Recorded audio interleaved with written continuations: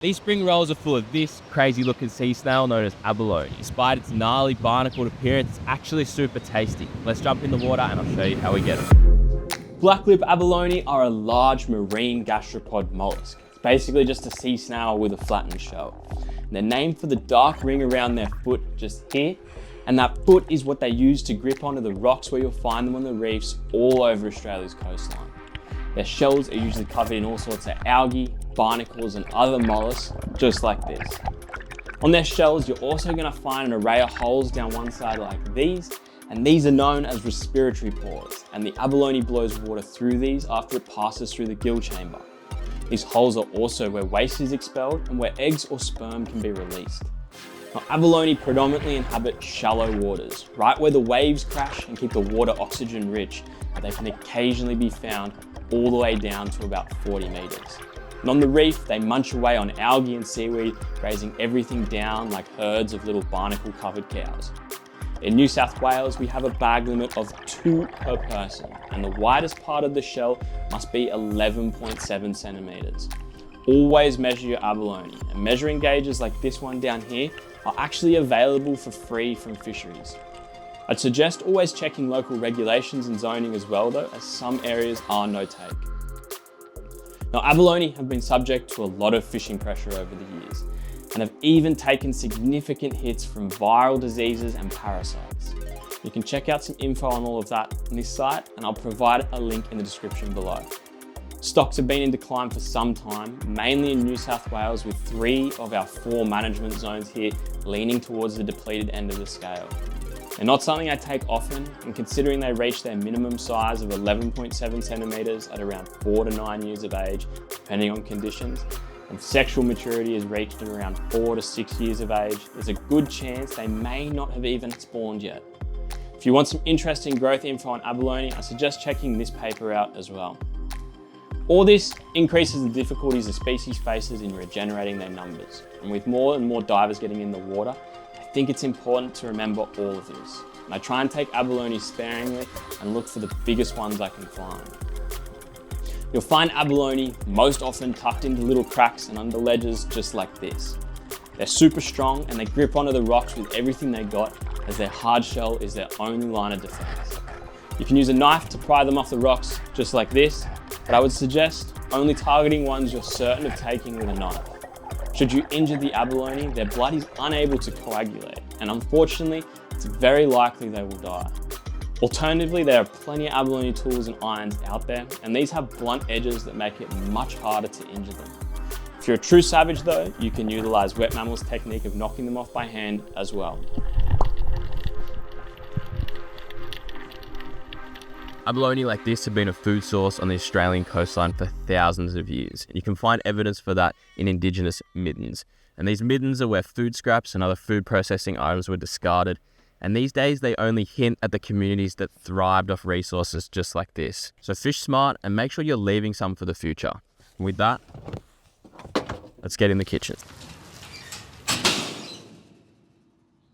The abalone's been sitting in the fridge now for a couple of days with a damp cloth over them to stop them drying out. The spring rolls I'm trying to make today are called Cha Gio, and they're a type of Vietnamese spring roll. The wrappers we're using today took me forever to find online, but I did finally find these awesome net wrappers. For how much it ended up costing me in postage and time trying to actually find these wrappers, it'd probably be better just to make your own. It doesn't seem too bad, it's just using tapioca flour, water, and a few other little bits that are actually pretty simple to find. We're also gonna be making a nice dipping sauce to go with our spring rolls. It's been a while since I cooked abalone, and I have a reputation for being quite a tough ball of muscle. We're gonna do a little bit of experimentation about how we actually cook these spring rolls, whether we have to marinate the abalone, pre-cook it. I'm not really sure just yet, so we're gonna find out together. As I sort of said, it's been a while since I have prepped these. So it is pretty straightforward though when you're cleaning them. You just wanna separate all of that membrane around there. Ooh, we already got a little bit of a spooge going on. And run the knife under, because there's a big, this is like a abductor muscle, I believe that you would call it on like a clam or something. So you got just one big bit stuck on at the back there. Look at that, a couple days in the fridge and it's just popped straight off, which is pretty cool. I'm gonna put that in there. So you just got all this gut you're left with here. Now, some people, cultures, cuisines, they do cook with the gut. If you're brave, have a crack, but I'm yet to experiment with that. But if you like cooking with it, let us know, because I know it is quite popular for a lot of people. So we are just going to clean off all of this though, slicing that off around our muscle.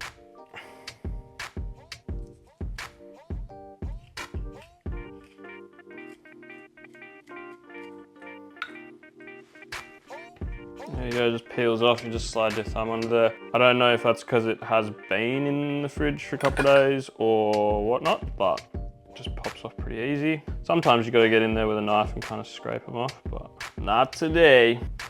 So just gonna keep on cleaning all this up. So they do have their little head and their little sphincter looking bit, I guess. Just there's like a little mouth that they use to chew on all the algae and that. And we are just gonna cut that out as well. And we're gonna give all this a good rinse in a sec. Anyway, this is all pretty hard and tough here as well. So we're going to take off a lot of this frilly outside bit. I'm not really sure what it is, but I don't know. It's like a little skirt looking thing. And let's just start up here and work our way around, slicing that off. Oh, let's throw the scraps to the side and get these in a bowl. I'm just gonna throw some water in there and I'll start rinsing these off. I'm also going to grab another bowl that we can decant the dirty water into, and I've got some scrubbers because lots of algae and stuff on these dogs that you can see, and I want to just get them nice and cleaned up, get all that algae off there. We will trim up this foot a little bit more as well. The actual meat, like in here, you can see it's pretty soft, but the foot itself, the bit that it sucks onto the rocks with and all, is quite tough. Interestingly, I don't know why, but the bigger one texturally is super soft. Real soft through there, but this smaller one is a lot tougher. Not entirely sure what's going on, but I guess we'll find out. Just give it a last little rinse and give the bench a wipe. Always good to keep your bits clean. And let's get this knife again, and we'll just spend a little time cleaning this up. So weird, completely different textures. I might have to do a little side by side. So what I'm thinking is that we're gonna cut them into little sticks, because there's lots of different stuff that you can put in spring rolls, but Cha Gio just seems to have traditionally carrot, noodles, some woody mushroom, bit of garlic, and a few other seasonings. And it's normally made as well with prawns and pork. So a little bit different with this abalone here, not quite traditional, I guess it would be, but we're gonna have a crack, see what we can come up with. And I'm gonna take off the foot here as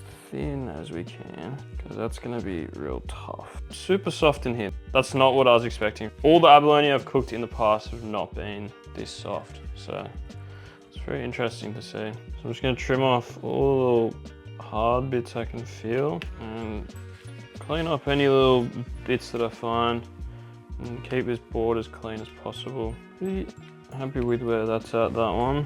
Yeah, see this one, that's way more like any others that I've cooked in the past. A little bit of softness through there, but mostly just hard meat. It is a lot smaller though, so I wonder if that's sort of playing a bit of a part in that. And again, we're just gonna trim up any, yeah, see, maybe we'll have a go at just tenderizing that. Oh, this one's gonna be sweet though, for whatever reason. It's got a little dish, make it nice and easy for us. And I'm just gonna start by cutting little strips. And I'm thinking cut these real thin, real small, kind of julienne it, like we're gonna do with the carrot in a minute.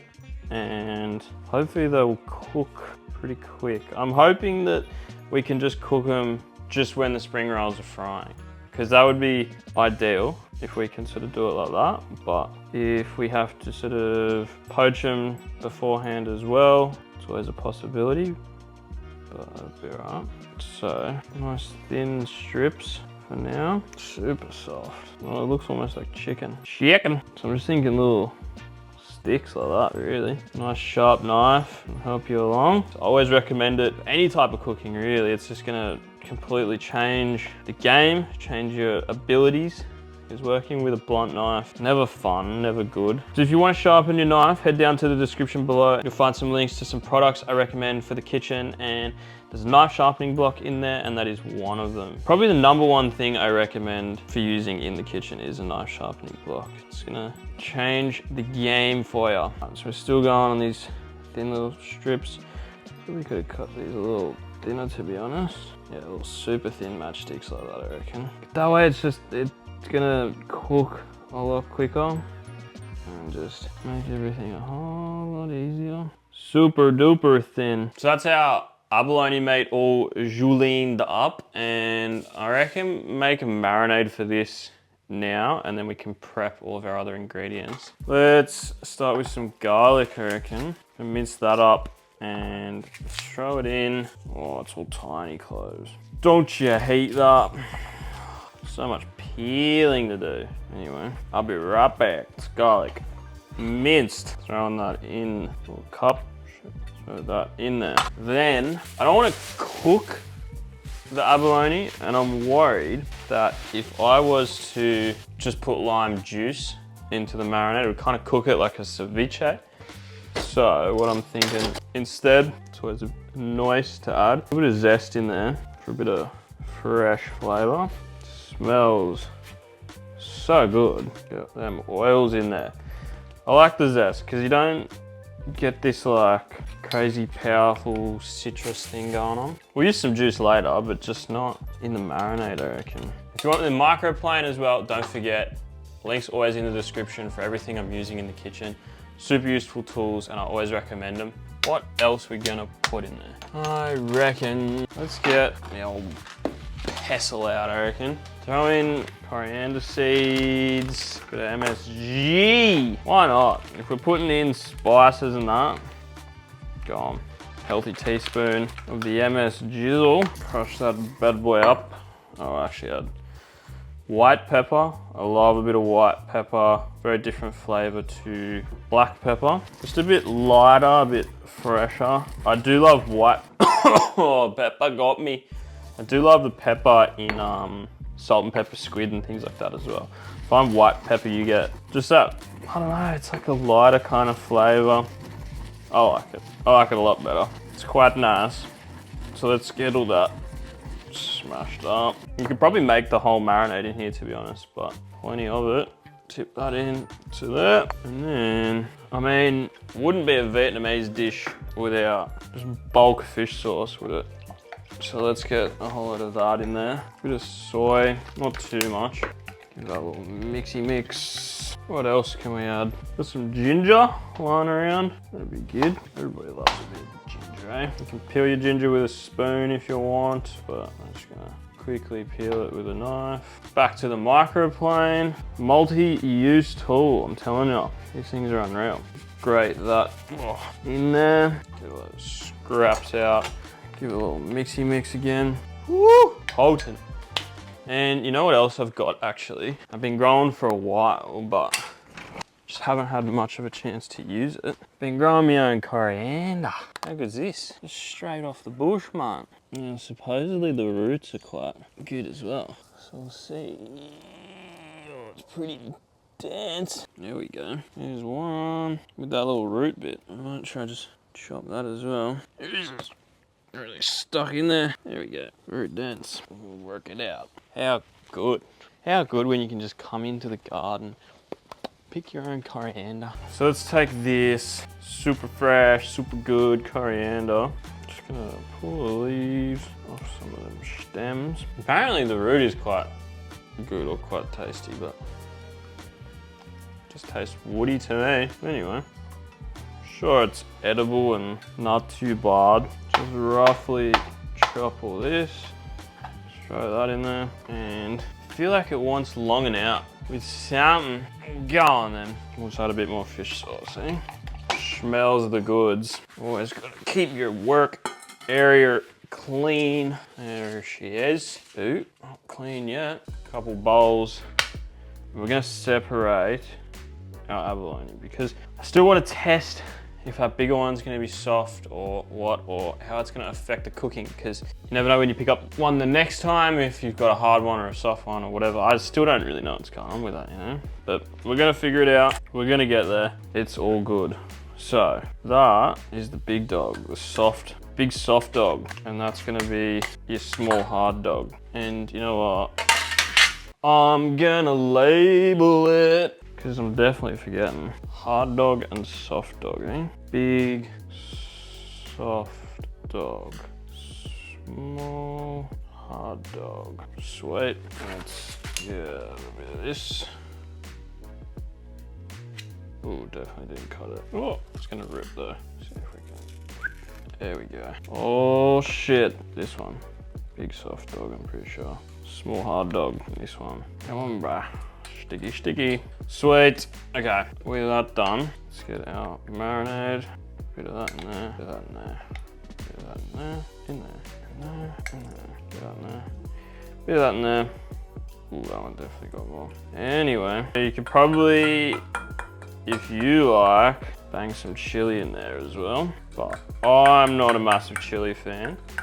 And we're gonna put a little chili in our dipping sauce a little later, so we can figure that bridge out when we get to it. Alrighty, so I'm gonna leave these for at least half an hour. And we're gonna prep all of our mushroom, our carrot, our noodles, and all of our extra little bits and pieces to go into our spring rolls. Let's get our carrots prepped and all sorted, ready for these spring rolls. So this is all a bit different to the standard, just because it seems like the sort of traditional way to make these is to make a big mix with pork and prawns and sort of grate and chop up all these ingredients real fine and then mix them through with that pork and prawn. But we don't really have like a mince kind of texture or consistency, I guess, to make. So just gonna julienne these carrots like we mentioned earlier, and then basically just try and keep everything cut in strips, I reckon.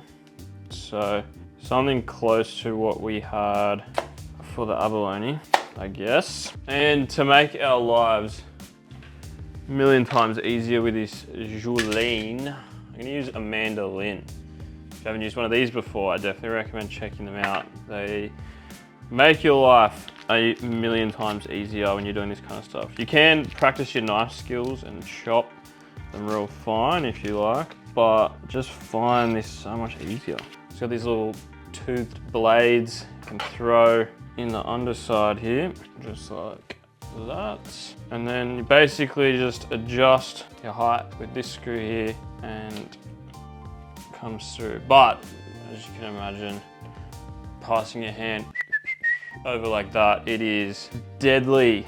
So it does come with a little handguard thing. You can use something like a fork or this and that as well, just to make it safer.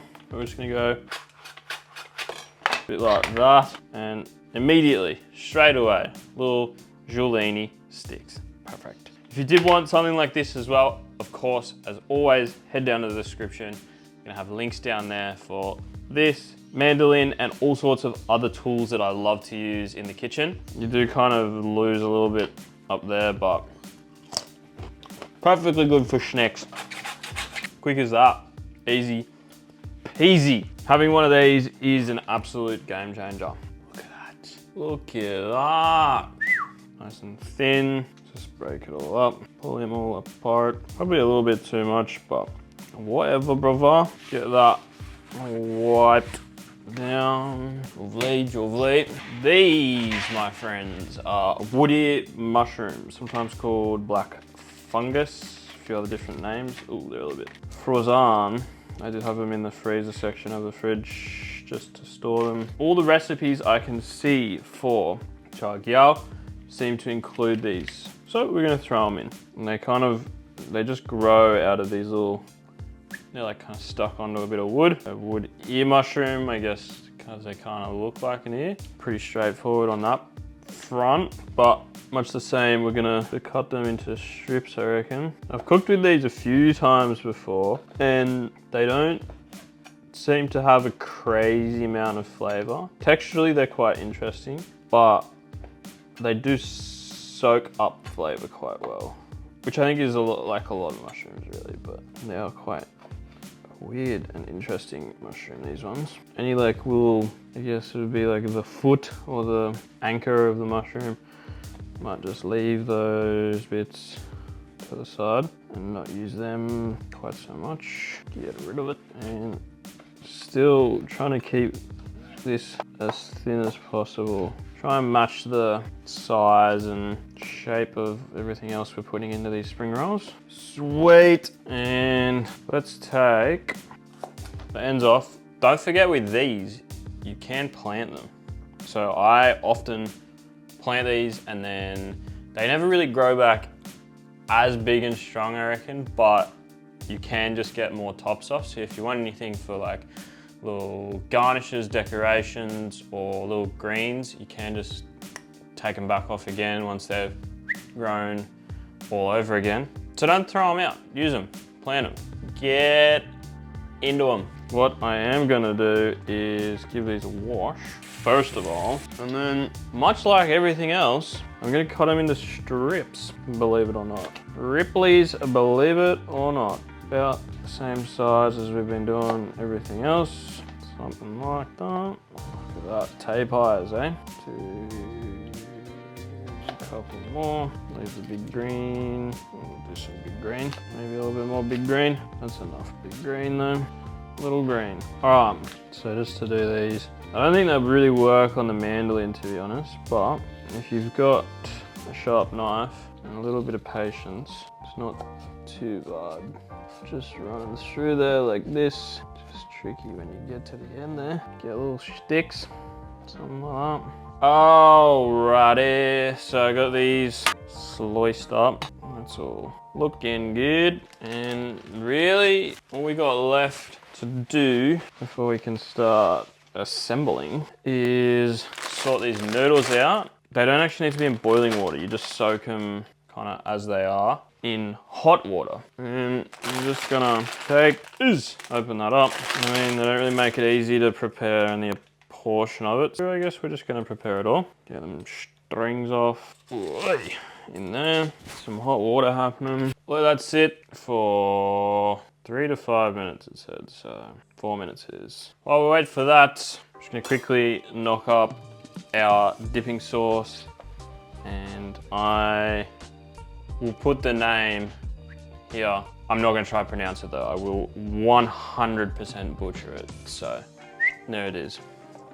But we're gonna use some garlic, big fat clove of garlic, way better than the last one. Let's grab our little mixing jug again, and once again, chop, chop, chop. I'm gonna take that lime that we zested before, give a little massage, and then get it into some little wedges there, and get the juice out. We got our lime juice in there, and let's throw in a bunch of fish sauce. Sprinkle of white pepper, can't beat it. Let's get a pinch of salt. That was a small pinch. Another little small pinch of salt. Teeny tiny little bit of sugar. Got a little mixy mix, little taster. Ooh, powerful. Just add a little splash of water, and for the big finale, little blow your ring out bird's eye. How good. All these things make me nervous, eh? Ooh, sweating. Ooh, let's go. Now, here's the bit where you don't touch your dick or your eyes. Ooh, chop them up real fine. Woo! If you couldn't tell, I'm not a chili guy. I'm gonna have a crack today though. See what we reckon.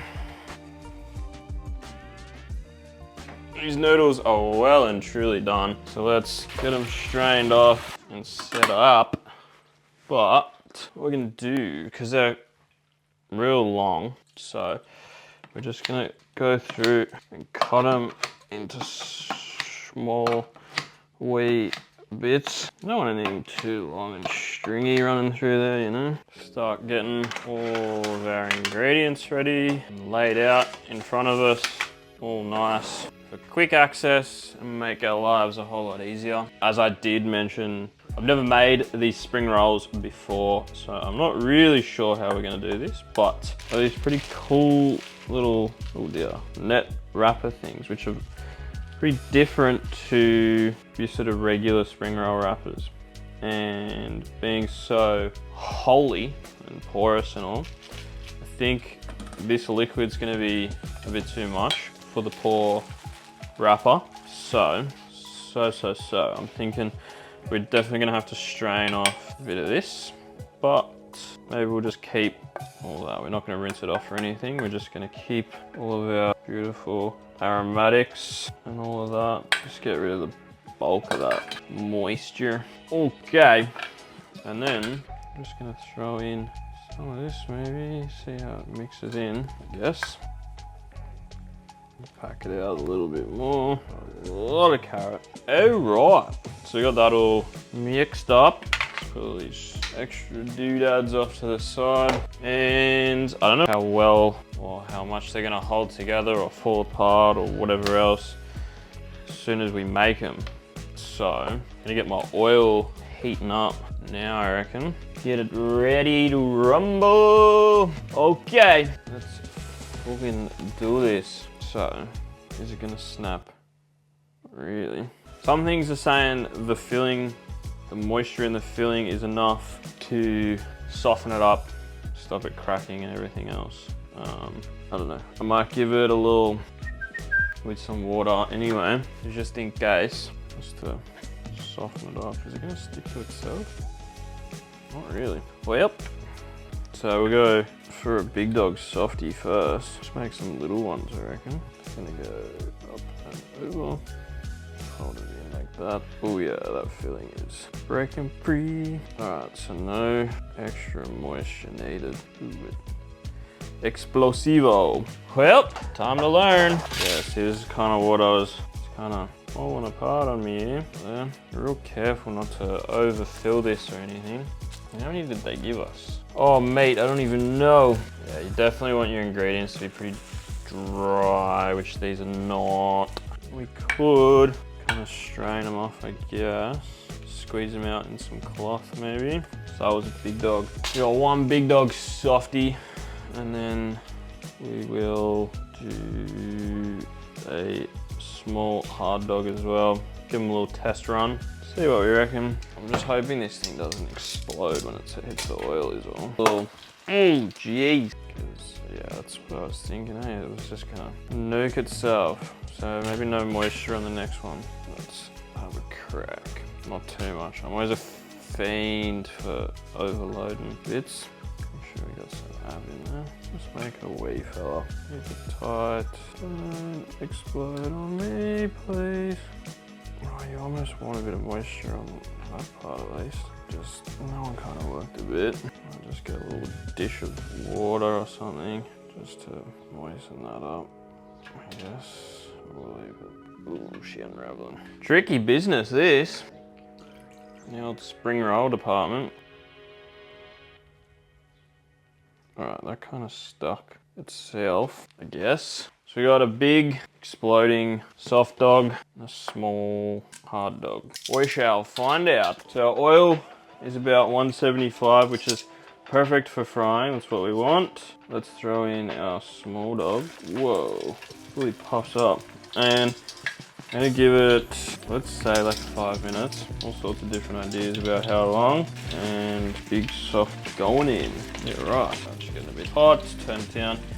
Oil thermometer here is so useful for knowing what your temperatures are doing. And if you're ever getting a little too hot, just add a little bit more oil, bring that temperature back down, because too hot, it's gonna burn. And it's not gonna be any good, is it? Woo! Shit's on, hold that down, just give it a little, jeez, bubbling and popping and all sorts. So yeah, as I was saying, these thermometers are super useful. And of course, I'll have a link in the description below for the one that I use. Because when you're frying, you just can't beat Noam, what's going on? At a minute 48. They are going a little golden, which I wasn't quite expecting. I thought they were gonna stay a bit more white. 2 minutes in. Let's take them out at 2 minutes 17, and we'll see what we reckon. I'm gonna turn that oil off for now. Put them onto that cooling rack so they can drip off. So we've got our 2 spring rolls here. We got our big soft dog and our small hard dog here. And they browned heaps, and I wasn't expecting that. I think it might be like to do with all the liquid and the fish sauce maybe. It does, there's a strong smell of fish sauce, which I'm not opposed to, but it is potent. So I'm thinking maybe for the final batch we'll kind of strain them off before we do anything. But let's see what we reckon. Now is that the abalone? It's not super chewy. It's soft, but it's not like super duper tender. A little quick fry. It's not bad though, because it's mixed in with everything. So I don't really notice it too much. Very crumbly, these wraps. Flavor's pretty good though. Pretty happy with that. No barb, no barb. And our big soft dog. I'm expecting this to be still soft, I guess. It is still soft. Definitely softer than the other one. Some bits that are like proper kind of deep fried are a little bit harder and crispier. But it's not like super rubbery. It's like kind of more crispy. And try some of this dipper. Plenty of flavour. Get a bit of that. Dipper. Nice with that lime juice, kind of a little zing. All right, so final batch. I think we're gonna wring out the mixes. I got some chucks cloth. We're gonna wash that first and then rinse that clean. Squeeze out all the juices, all that liquid that's kind of mucking around with our wrappers here. And then get frying. First things first, I'm the realist. Let's take some chucks cloth. I'm gonna rinse it. Make sure you got no baddies in there. Let's wring it out real good as well. I'm gonna chuck it on here. Take the mix, every last little drop that we can. Give it a good squeeze. Yeah, I mean, look at all that. I'm pretty sure that is what is burning. Maybe all sorts of moisture from the carrot, still moisture left over with the abalone. Bit of this, bit of that. Column A, column B. And then we'll take this one. I'm gonna just go, is this gonna work? Oh, I guess. Whoa.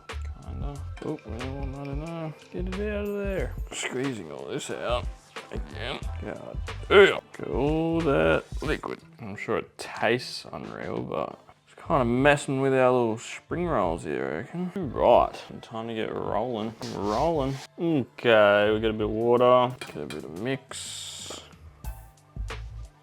Maybe a little bit more. Might just do like a little line there. A little line there. Because that's where we're gonna be folding in. And oh, big blowout on the end there. Not good that. Let's go one more up. And then foldy, foldy, and then quite an art to this. Kind of mush it up. Damn. A few duds in this, I reckon. Anyway, not as easy as it seems. Very delicate.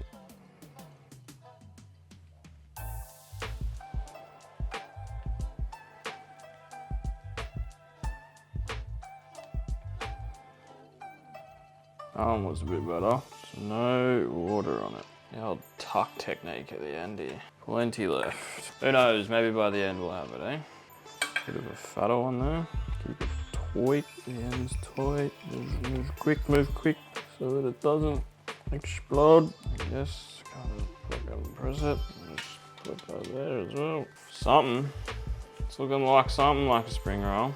Still struggling with this little end bit. Go on, that's not bad. Not too bad. This one's super thin. So gotta get that up and over. Make sure it's gonna keep a straight line. Even taper it in a bit. Ooh, skills lab. Look at this. Going places. Kinda. Ooh, maybe not. You don't want that opening up too much. Press it against the other one there. And good. Keep it shape.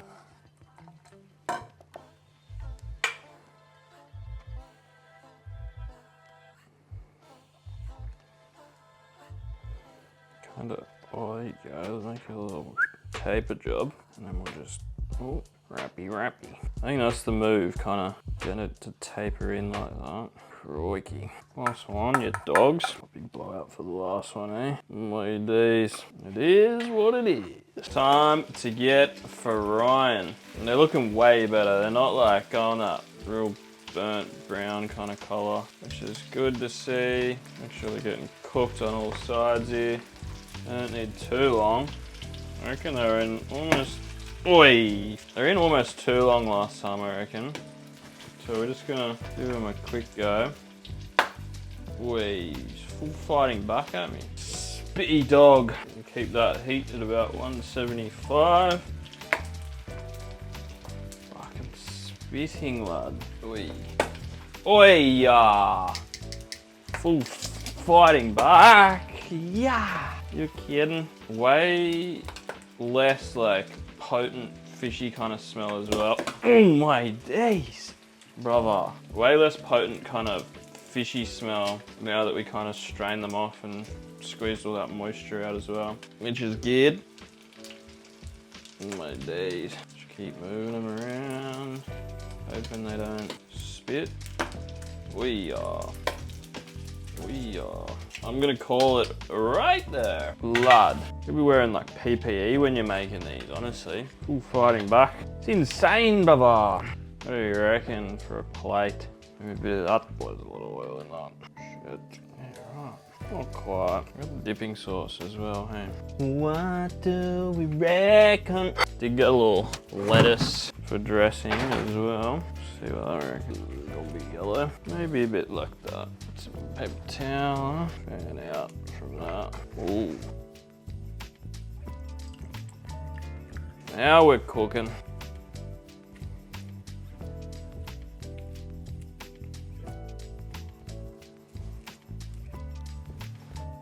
There it is, Abalone Spring Rolls. Probably a few things to change for future. Definitely need some practice at rolling these wrappers, but all in all, pretty happy with how it turned out for making it up as we go along. And something we'll probably make again in the future.